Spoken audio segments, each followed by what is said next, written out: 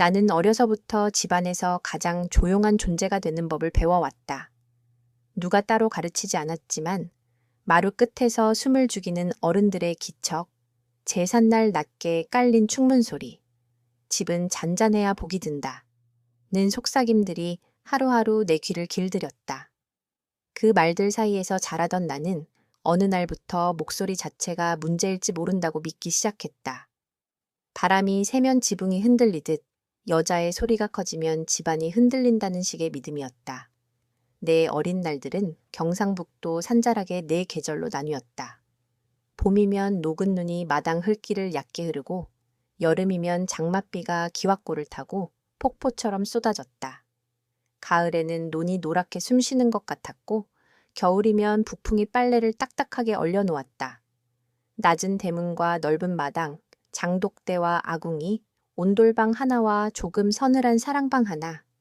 해가 기울면 대청마루에 소량이 스며들고 부뚜막에 불꽃이 흘기듯 흔들렸다. 어머니는 새벽마다 쌀을 씻어 된장국을 걸었고 아버지는 말없이 장작을 패었다. 그런 집에서 나는 유난히 수다스러웠다. 장독 뚜껑을 북삼아 두드리며 멜로디를 만들고 우물가에 몸을 굽혀 물안개에게도 말을 붙였다. 학교에서도 내 목소리는 멀리 잘 간다는 칭찬을 들었다.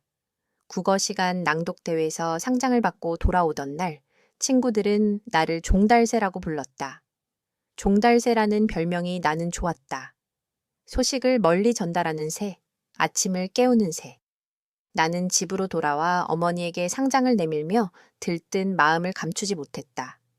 어머니는 상장을 한참 바라보다가 내 입술에 조용히 손가락을 갖다 댔다. 말은 바람이야. 바람은 살살 불어야 살림이 산다.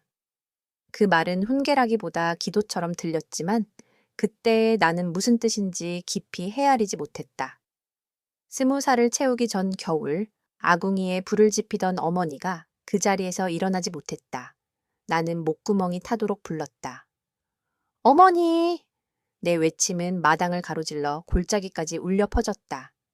이웃들이 몰려와 분주히 손을 보태고 집안에는 상복과 흰 종이, 향 냄새가 한꺼번에 들어왔다. 장례 절차가 흐르는 동안 나는 내가 마지막으로 어머니에게 던졌던 말을 떠올렸다. 왜 나는 조용해야 하죠? 그 말의 끝자락이 어머니의 이마에 얹힌 손수건처럼 차갑게 남았다. 장례가 끝나고 아버지는 사당 앞에서 처음으로 길게 말했다. 집안은 조용해야 한다. 효는 말로 하지 않는다. 그 말은 내 안에서 법처럼 굳어졌다. 그해 봄 나는 혼례를 올렸다. 그리고 그해 겨울 나는 내 입을 닫았다. 내 혼례는 소박했다. 연지곤지를 얌전히 찢고 연분홍 저고리에 옅은 남색 치마를 걸쳤다. 족두리는 이웃집에서 빌렸었고 패백상에는 북어포, 대추, 밤이 놓였다. 담 너머 매화가 몇 송이 일찍 피어 바람에 흔들렸다. 시어머니는 패백이 끝나갈 무렵 내 귀에 아주 작게 속삭였다. 말은 얕게, 손은 깊게. 그 한마디가 축사였고 내 역할의 요약이었다. 시집은 마을 느티나무를 지나 좁은 골목 끝에 있었다.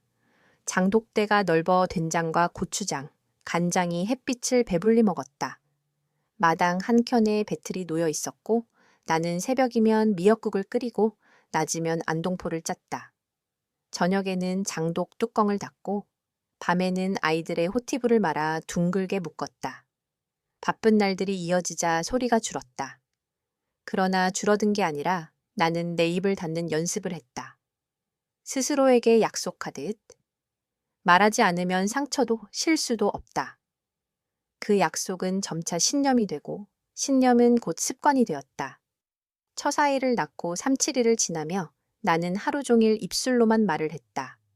젖을 물리며 괜찮다는 뜻을 눈빛으로 건너주고 잠든 아이의 이마를 쓰다듬으며 사랑한다를 손끝에 담았다.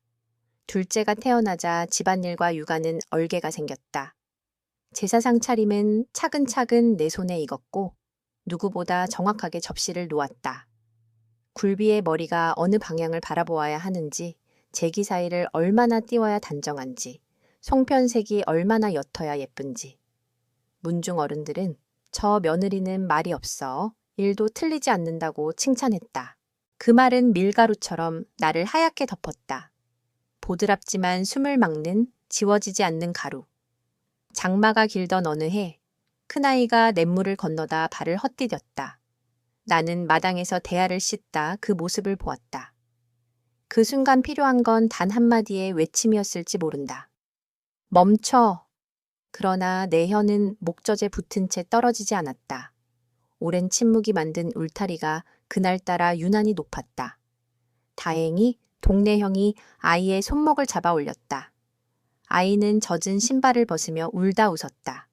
그 웃음 앞에서 나는 이상한 안도감을 느꼈다. 말하지 않아도 일이 지나갔다. 그날 이후 나는 침묵을 더 신뢰했다. 말은 위험했고 침묵은 안전하다고 나는 강하게 믿었다. 세월은 바깥 풍경을 자주 바꿔 놓았다. 장터에는 외지인들이 늘고 버스가 느티나무 앞에서 사람들을 쏟아냈다. 겨울이면 도시에서 온 봉사자들이 모포를 나누고 여름이면 성당과 절의 청년들이 벽지를 발라주었다. 그들 중엔 수녀도 있었고 스님도 있었고 어눌한 한국말로 인사를 건네는 외국 청년도 있었다. 그들은 밥을 먹기 전에 짧게 기도를 했고 말할 때 서로의 말을 잘라 먹지 않았다. 내 눈은 자꾸 그들의 입술을 쫓아갔다. 입술이 하늘을 향해 열렸다 닫히는 사이 서로의 얼굴이 밝아지는 것을 보았다. 어느 날 수녀가 작은 봉투를 내 손에 쥐어주었다. 아이들이 적은 카드 여러 장과 함께 얇은 종이가 한 장 들어 있었다. 목소리는 죄가 아닙니다. 글씨는 삐뚤빼뚤했지만 멈추지 않는 물줄기처럼 곧았다. 나는 고개를 깊게 숙였다. 고맙습니다. 라는 말을 대신해 두 손을 모았다. 수녀는 천천히 하셔도 된다. 는 눈빛으로 미소 지었다. 그 무렵 둘째가 며느리를 데려왔다. 베트남에서 온 아이였다. 얇은 목도리를 하고 눈이 자주 물빛으로 번졌다. 한국말이 서툴렀지만 손은 빨랐다. 나는 말 대신 몸짓으로 가르쳤다. 배추잎에 소를 올리는 법, 젓갈을 어느 정도 넣어야 김치가 알맞게 숨 쉬는지, 무채를 얼마나 길게 썰어야 국물에 힘이 생기는지. 그녀는 내 손동작을 똑같이 따라했다. 김장날 그녀가 어눌한 발음으로 말했다. 어머니, 말, 적어도 마음, 큰 사람, 좋아요. 짧은 문장이었지만 내 심장 속 아주 오래된 얼음이 조그맣게 금가는 소리를 냈다. 나는 대답하지 않았다. 대신 그녀의 장갑 위에 내 장갑을 얹어 살짝 눌렀다. 그래, 마음이 크면 된다는 뜻을 그 압력에 실었다. 손녀가 태어났을 때 집안의 소리는 달라졌다. 아기의 울음은 처음엔 힘이 없었으나 며칠 지나며 얇은 철사를 튕기는 듯한 음을 냈다. 그 울음은 집 안 곳곳을 흔들었다. 새벽마다 아이를 안고 마루를 걸으면 나는 오래전 내 목소리를 떠올렸다. 운동장에서 시를 읽던 숨결, 산바람에게 안부를 묻던 방식, 어머니에게 자랑을 늘어놓던 빠른 말붙임. 그 모든 소리가 머릿속 어딘가에서 먼지가 되어 쌓여 있음을 느꼈다. 장롱 깊숙이 넣어둔 낡은 공책을 꺼내보니 첫 장에 선생님의 글씨가 남아 있었다. 내 목소리는 멀리 간다. 손녀가 낮잠에서 깨어날 때까지 나는 그 문장을 몇 번이고 묵독했다. 밤이 되자 잠이 오지 않았다. 귀 안쪽에서 작은 새의 날갯짓 같은 소리가 났다. 입술을 열면 날아갈 것만 같아 나는 물을 마셔 그 새를 눌렀다. 물은 금방 다시 목을 타들게 했다. 마을에 기자가 찾아온 건 그 다음 해 여름이었다. 벽신문에 조용한 종부 이야기를 쓰고 싶다며 젊은 남자가 노트를 들고 마당에 섰다. 남편은 그를 사랑방으로 들였다. 기자는 내 앞에 다소곳이 앉아 물었다. 어떻게 그렇게 오랫동안 침묵을 지키실 수 있었나요? 그 물음 속에는 호기심과 장난, 그리고 알 수 없는 감탄이 섞여 있었다. 남편이 먼저 웃으며 대답했다. 우리 며느리는 말이 없어도 일을 다 한다오. 기자는 빠르게 적었다. 연필 끝 소리가 방바닥에서 자잘하게 튀었다. 그동안 칭찬이라 여기던 말들이 그날따라 이상하게 가벼운 종이 조각처럼 느껴졌다. 조용함이 나를 지키는 갑옷이 아니라 밖에서 내게 씌워진 투명한 유리관일지도 모른다는 생각이 처음으로 들었다. 그날 밤 나는 뒤척였다. 등바디 없는 그림자처럼 불안이 붙었다 떨어졌다. 손녀가 초등학생이 되어 처음 발표를 한 날, 집에 와서 내 무릎에 얼굴을 묻고 울었다. 할머니, 앞에서 말하니까 심장이 뛰어. 틀릴까봐 무서워. 아이의 등의 떨림이 내 손바닥으로 전해졌다. 나는 장롱에서 오래된 공책을 다시 꺼내 첫 장을 보여주었다. 내 목소리는 멀리 간다. 손녀는 글씨를 읽고 나를 올려다보았다. 할머니도? 목소리 좋아? 아이의 물음은 단순했고 내 대답은 쉽지 않았다. 옛날에는. 그 말이 내 입에서 아주 작은 숨과 함께 나왔다. 아이는 눈물을 닦고 조용히 고개를 끄덕였다. 그날 밤 나는 내 안에서 오랜 시간 잠들어 있던 문이 살짝 열린 것을 느꼈다. 문틈으로 들어온 바람이 방바닥에 오래 묵은 먼지 냄새와 섞여 낯선 향을 만들었다. 불쾌하지 않았고 두렵지도 않았다. 다만 준비되지 않은 빛 앞에서 잠시 눈이 시릴 뿐이었다. 겨울 제사가 다가왔다. 제기들이 햇빛에 말리며 가느다란 그림자를 만들었다. 이번 제사 때 나는 한마디를 해야겠다. 생각이 마음속에서 단단해졌다. 오랜 시간 내 안에서 금기가 눌려온 자리에 이제는 작지만 정확한 문장이 자리를 잡는 느낌. 시루떡 위에 깨가 가지런히 눌리는 소리, 사과 껍질을 길게 벗기는 칼의 숨소리, 바람에 찌그러졌다 펴지는 창호지의 울음 같은 사소한 소리들이 그 문장을 응원해 주는 것만 같았다. 남편은 여느 때처럼 제문을 준비했고 아이들은 방을 치웠다. 나는 상 위에 대추를 세어보며 손끝을 다독였다.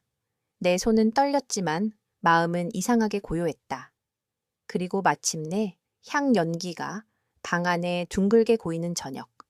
사랑방에서 제문이 시작되고 음복으로 접시가 오가는 순간 나는 젓가락을 내려놓고 숨을 모았다. 내 혀끝이 오랜 시간 찾아 헤매던 길을 더듬기 시작했다.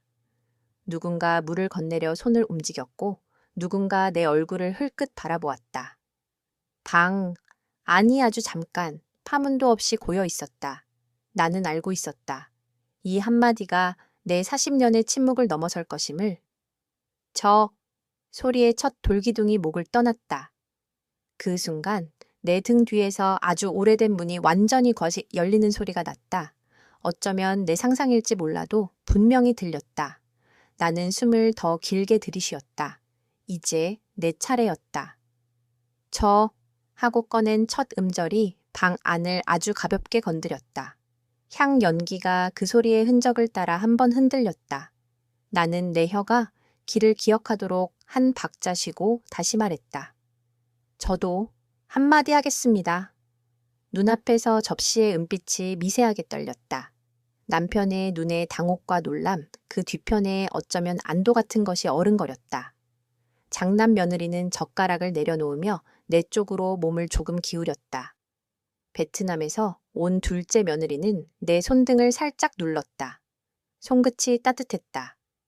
저는 오래 제 목소리를 죄라고 믿었습니다.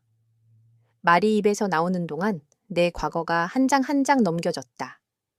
장독대 사이를 뛰던 어린 나, 아궁이에 불을 넣던 어머니, 장례날의 흰 종이, 패백대 귓가에 닿던 마른 얕게라는 속삭임. 나는 숨을 고르고 이어 말했다. 어머니가 떠난 날 제가 소리를 질렀습니다. 그 소리가 불행을 불렀다고 제 마음이 그렇게 믿었습니다. 그래서 우리 집을 지킨다고 생각하며 입을 닫았습니다. 방 안은 여전히 조용했지만 그 고요가 더 이상 나를 누르지 않았다. 고요는 이번엔 내 말을 받쳐주는 바닥 같았다. 나는 바닥에 발을 단단히 붙이고 계속했다. 그런데 이제는 알고 싶습니다. 제 목소리가 왜 죄가 아닌지, 어떻게 해야 목소리가 누군가를 해치지 않고 오히려 살릴 수 있는지. 마지막 말은 거의 속삭임처럼 흘렀다. 나는 내 입술을 다물었다. 그리고 기다렸다. 향 연기가 천천히 위로 올라갔다.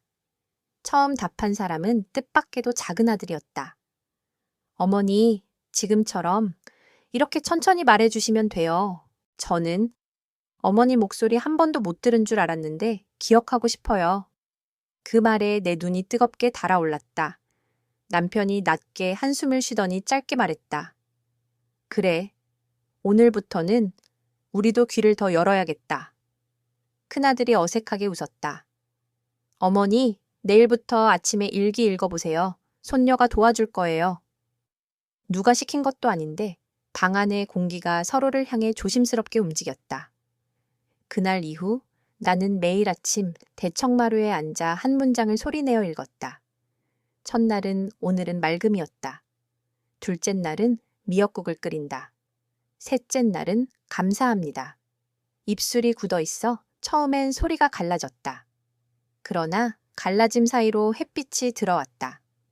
손녀는 내 옆에 앉아 책을 들고 내가 놓치는 음절을 손가락으로 짚어주었다. 할머니, 여기서 조금만 크게. 손녀의 손톱이 햇빛에 반짝였다. 나는 그 반짝임을 따라 눈을 들어 먼 산을 보았다.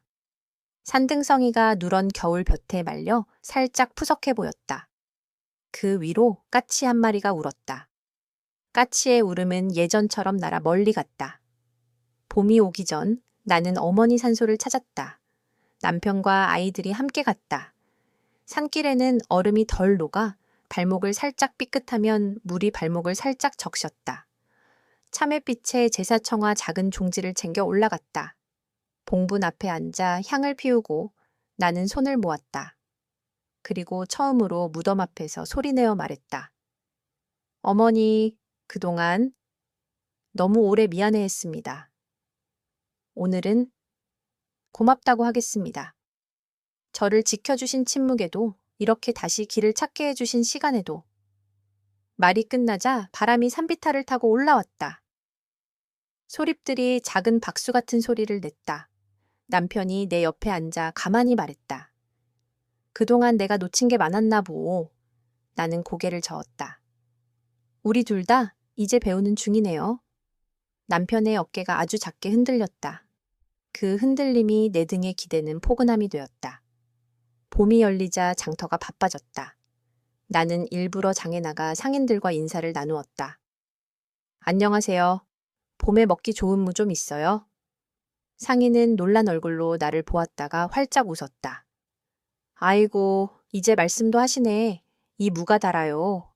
그는 무를 반으로 잘라 한 조각을 내게 건넸다. 나는 무의 단단함을 이로 천천히 베어 물었다. 맑고 차가운 단맛이 혀 위에 넓게 퍼졌다. 달래요. 내 목소리가 무의 단맛과 섞여 장터의 소음 속으로 배어들었다. 동네 회관에서는 어르신들과 함께 글 읽는 모임이 생겼다.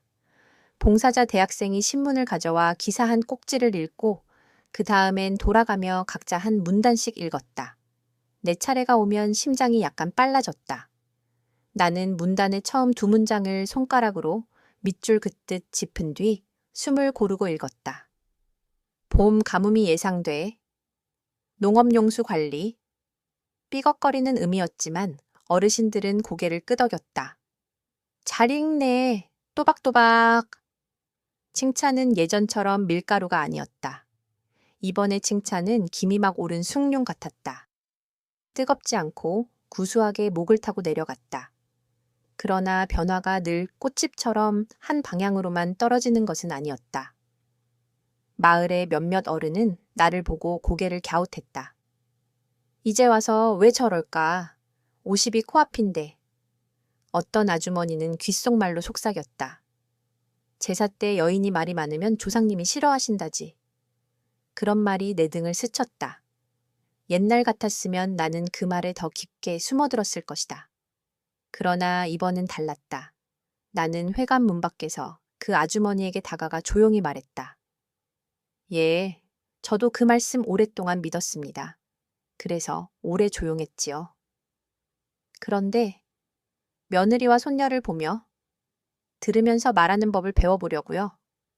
혹시 제사가 걱정되시면 다음 제사에서 제가 먼저 옆방으로 빠지겠습니다. 대신 준비는 제가 더 꼼꼼히 하겠습니다. 아주머니는 한참 나를 보더니 고개를 끄덕였다. 그래, 조심조심 해.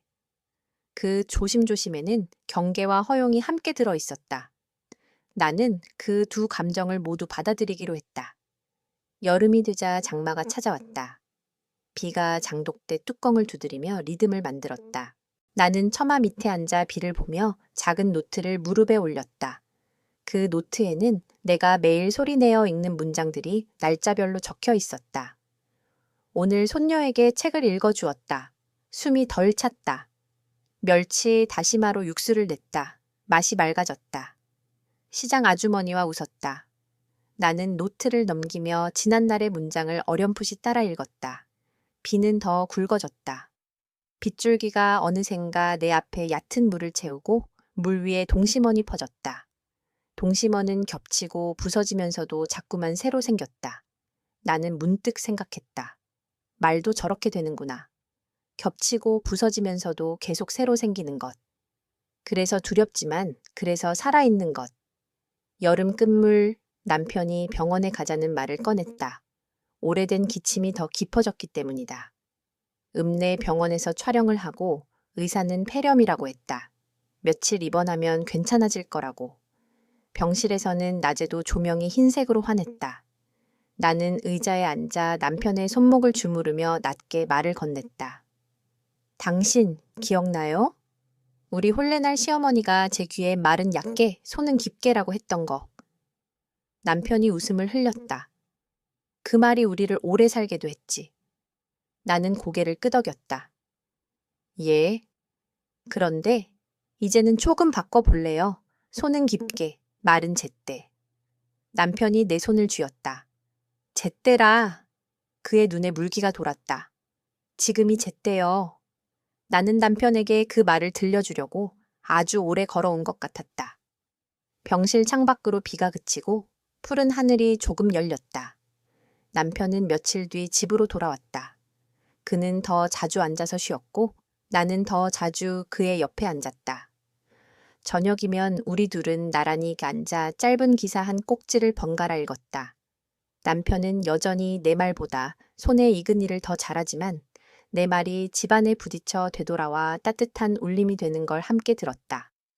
그는 좋네 하고 나는 좋네요 라고 대답했다. 좋네와 좋네요 사이에 저녁 냄새가 익었다. 된장찌개의 깊은 소금기, 구운 고등어의 고소함, 갓 지은 밥의 달큰함. 밥상 위의 기도가 자연스레 소리로 흘렀다. 가을이 오면 마을 축제가 열렸다. 동네 아이들이 노래를 하고 어른들이 장기를 두고 부녀회는 전과 부침개를 부쳤다. 나는 부녀회 한쪽에서 규모를 맞추고 뒤집는 일을 맡았다. 손녀가 학교에서 쓴 짧은 글을 낭독하는 순서가 있었다. 사회자가 이름을 부르자 손녀가 떨리는 발걸음으로 마이크 앞으로 갔다. 나는 숨을 고르고 그녀의 등을 눈으로 받쳐주었다. 우리 마을의 가을은 느티나무 색으로 시작한다. 손녀의 목소리는 처음엔 얇았지만 세 번째 문장에서 갑자기 힘을 얻었다. 바람이 잔잔해졌다. 박수가 났다. 사회자가 멋쩍게 마이크를 잡았다. 잘했네. 손녀는 내려오면서 내 손을 꼭 잡았다. 할머니, 떨렸는데 마지막엔 괜찮았어. 나는 웃으며 대답했다. 그래, 제때 말하면 괜찮아. 김장철이 오자 며느리들과 나는 마당을 크게 정리하고 길게 상을 폈다. 나라가 다른 며느리는 자신의 고향식 김치를 만들겠다고 말했고 나는 고개를 끄덕였다. 좋지. 우리 것도 만들고 너희 것도 만들자. 배추가 소금에 절여지는 동안 우리는 각자 시장에서 구해온 재료를 정갈히 다듬었다. 액젓의 냄새가 코끝을 스치고 고춧가루가 눈을 살짝 메웠다. 나는 며느리의 손놀림을 보다가 입을 열었다. 내가 예전에는 내 말을 잘 듣지 못했지. 며느리는 손을 멈추고 나를 보았다. 어머니, 저는 어머니 손이 말해줬어요. 나는 그 말이 좋았다. 그날 우리는 3가지 김치를 담갔다. 우리 집 된장과 젓갈로 만든 김치, 며느리 나라의 생선이 풍성히 들어간 김치, 그리고 둘의 방식을 섞은 김치. 셋 다 시간이 지나자 맛이 깊어졌다. 나는 한가리를 열어 젓가락으로 김치를 꺼내며 생각했다. 목소리도 이렇게 익는구나. 다른 것을 섞어 시간을 더하고 공기를 적당히 넣으면 매운맛 뒤에 단맛이 온다. 겨울에는 눈이 일찍 내렸다. 장독대 위에 눈이 소복이 쌓였다가 햇살에 천천히 허물어졌다. 장독 뚜껑을 살짝 들어 숨을 들이쉬면 된장 냄새 사이로 달큰한 기운이 스며 나왔다. 손녀는 교회와 절의 합동 자원봉사에 함께 나가 노인을 위한 동화 낭독을 했다. 나는 회관 뒷좌석에 앉아 손녀의 낭독을 들었다. 겨울숲의 작은 새가. 나는 그 문장에 눈을 감았다. 내 안에 살던 오랜 새가 드디어 편히 앉을 나뭇가지를 찾은 듯했다. 봉사 끝에 수녀가 내게 말을 걸었다. 말씀, 요즘 자주 하시지요? 나는 웃었다. 예, 조금씩, 제때. 수녀는 고개를 끄덕였다. 기도도 그렇습니다. 길게만 하는 것이 좋지 않고 제때 멈추는 것이 더 좋을 때가 있지요. 우리는 함께 웃었다. 침묵과 말이 서로 기대는 장면이었다. 해가 바뀌고 나는 나를 위해 작은 의식을 만들었다. 새벽에 우물가에서 손을 씻고 대청마루에 앉아 짧은 글을 소리내어 읽은 뒤 기록장에 한 줄을 썼다. 오늘은 내게 친절했다. 그 문장은 생각보다 어렵지 않았다. 때로는 오늘은 남편의 기침이 덜했다. 오늘은 손녀가 새로운 노래를 알려줬다. 오늘은 된장찌개에 두부를 조금 더 넣었다. 같은 문장이 되기도 했다. 그 문장들을 하나씩 읽으며 나는 내 삶이 어떻게 소리와 함께 움직이는지를 알게 되었다. 말이 많아진 게 아니었다. 말이 제자리를 찾았다. 말이 머무를 수 있는 그늘을 내 침묵이 제공해 주었다. 그 무렵 마을에서 작은 갈등이 있었다. 종친회의 몇몇 어른이 제사 절차를 더 엄격히 하자고 나섰다. 여자들은 아예 안방에만 있고 제사 직후에만 들어오라는 주장도 있었다. 나는 그 회의에 참석해 조용히 손을 들었다. 제가 제안 하나만 드려도 될까요? 모두의 시선이 내게로 왔다. 심장이 한번 크게 뛰었다가 가라앉았다. 여기 계신 어르신들의 뜻을 존중합니다. 제가 그동안 상차림을 맡아 실수를 줄여온 것도 그 질서 덕분입니다. 다만 올해 제사에 한 가지를 보태고 싶습니다. 제사가 끝난 뒤 잠깐만 조상님께 감사의 인사를 여자의 목소리로 드리겠습니다. 길게 하지 않겠습니다. 30초면 됩니다. 만약 불편하시다면 그 다음 해에는 하지 않겠습니다. 방 안에 웅성거림이 일었다. 한 어른이 물었다. 왜 꼭 목소리여야 하나?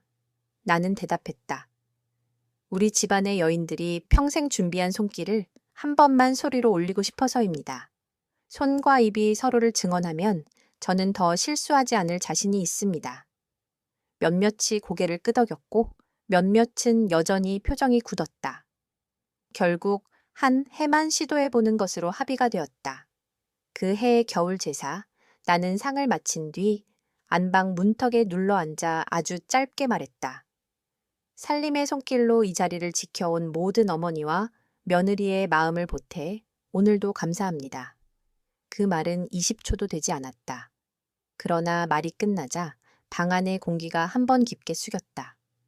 기침 소리가 두세 번 나더니 누군가 조용히 젓가락을 내려놓았다. 나는 뒤로 물러났다. 그 이후로 아무도 그 20초를 문제 삼지 않았다.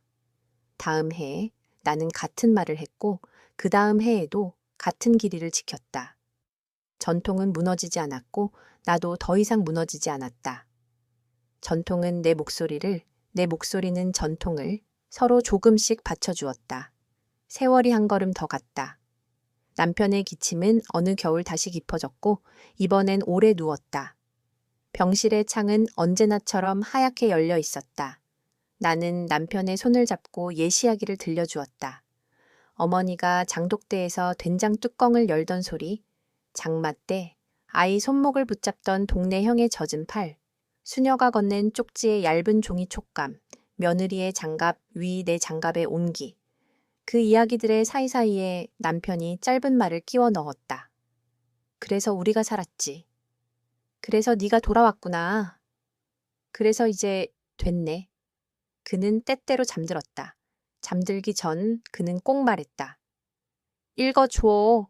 나는 조용히 읽었다. 오늘은 눈이 왔다. 장독대가 하얗다. 그래도 장독 안의 된장은 깊어진다. 남편은 그 문장에서 미소를 지었다. 어느 새벽 그는 아주 조용히 내 손을 놓았다. 울음은 늦게 왔다. 이웃들이 들으면 놀랄까봐, 아이들이 더 슬퍼질까봐 나는 소리를 아꼈다. 대신 숨을 길게 쉬었다. 그리고 마음속으로 말했다. 제때, 제자리. 장례를 치르고 집은 다시 일상의 모양을 회복했다. 그러나 밥상머리에 남편의 자리는 오래 빈 의자로 남았다. 나는 그 의자 옆에 앉아 기록장을 펼쳤다. 오늘 당신이 떠났다. 나는 소리를 아꼈다. 대신 이야기를 길게 했다. 그 문장을 소리내어 읽었다. 내 목소리가 내 귀로 들어와 다시 가슴으로 흘렀다. 울음은 소리 없이 흘렀다. 소리 없는 울음도 소리 있는 말만큼이나 진했다. 그해 봄, 나는 손녀와 느티나무 아래를 걸었다. 손녀가 말없이 내 옆을 걸었다. 잠시 후 그녀가 조용히 말했다. 할머니, 할아버지 하늘에서 잘 듣고 계시죠? 나는 고개를 끄덕였다. 응? 우리의 말, 우리의 침묵 다 듣고 계시지. 느티나무 잎이 바람에 흔들렸다. 그 잎사귀들의 작은 부딪힘이 그래 라고 대답하는 듯했다. 우리는 오래 걷지 않았지만 걸음마다 누군가를 건너는 느낌이었다. 손녀가 갑자기 섰다. 할머니, 저는요, 친구가 발표 무섭다고 하면 할머니가 알려준 대로 말할게요. 제때 말하면 괜찮다고. 나는 웃었다. 그래, 그리고 제때 멈추면 더 좋고.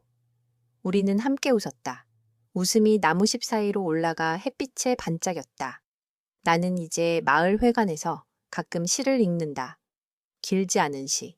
그러나 끝에 가면 마음이 조금 가벼워지는 시. 한 줄의 말이 저녁밥의 소금이 되어 오늘을 지킨다. 어르신들은 고개를 끄덕이고 젊은 봉사자들은 조용히 박수를 친다. 끝나고 누군가 물었다. 어떻게 그렇게 자연스러워지셨어요? 나는 대답했다. 오래 걸었어요. 멈추면서 걸었어요. 그 말은 내 방식의 설명이었다. 침묵과 소리는 서로 등을 대고 서 있는 두 그루 나무였다. 하나가 너무 잘하면 다른 하나가 그늘이 되어 쉬게 했다. 그래서 우리는 모두 살았다. 마지막으로 나는 나 자신에게 매일 한번 묻는다. 오늘 내가 꺼낼 말은 누구를 살릴 수 있는가?